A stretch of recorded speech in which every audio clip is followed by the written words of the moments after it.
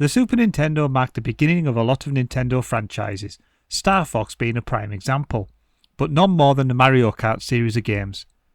The first Mario Kart was released in 1992 on the Super Nintendo, and over the next 25 years went on to spawn 6 home console games, 4 arcade games, and even a version for mobile phones. There was, however, also 3 made for portable systems, and today, Noob Game Reviews is going to look at the first one. So, here we go, here's our review, Mario Kart Super Circuit on the Game Boy Advance.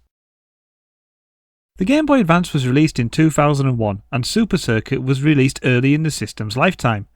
Released in Europe on September 14, 2001, Super Circuit was the third Mario Kart game in the series, after the original on the Super Nintendo and the version for the N64.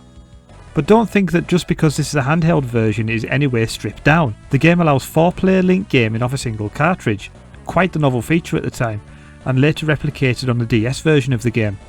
You can even share your quick times with each other and download ghosts for your friends to race against.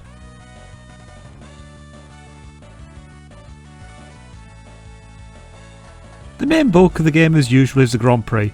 After you pick one of the 8 playable characters you can choose your difficulty level. This then gives you the option to play one of the 4 opening cups. You can choose between the Mushroom Cup, the Flower Cup, the Lightning and the Star Cup. If you complete all these then the Special Cup opens up for you to play.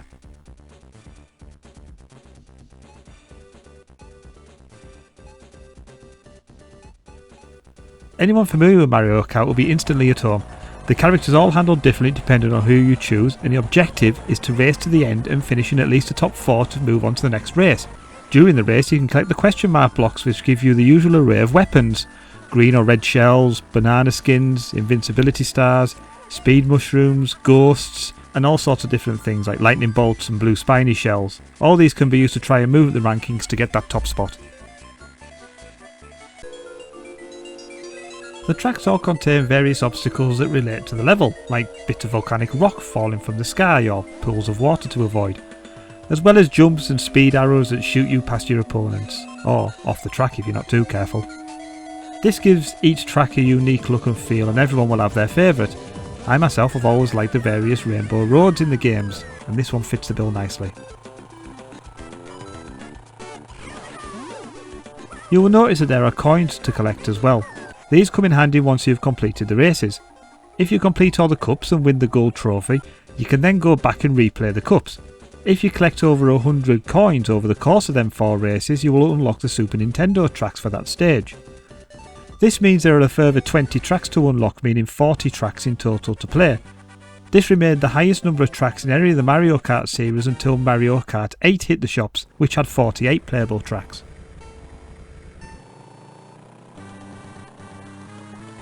You get ranked at the end of each stage telling you how you've done. If you manage to win every race and collect 100 coins, you are usually ranked with an A grade. However, there are secret tasks which start to give you a star rating. With all these secrets and ratings as well as 3 difficulty levels, it will keep you replaying the Grand Prix mode for quite some time. And that's not all, as well as the Grand Prix mode you can set time trials over any circuit you have unlocked. And there's a multiplayer game where you can race against your friends, always good for a battle. Speaking of which, battle mode also makes an appearance here. This, like every other one, you start with 3 balloons and you try to keep them as long as you can. I never really got on with this mode, but it's something else to try if you get bored with the Grand Prix.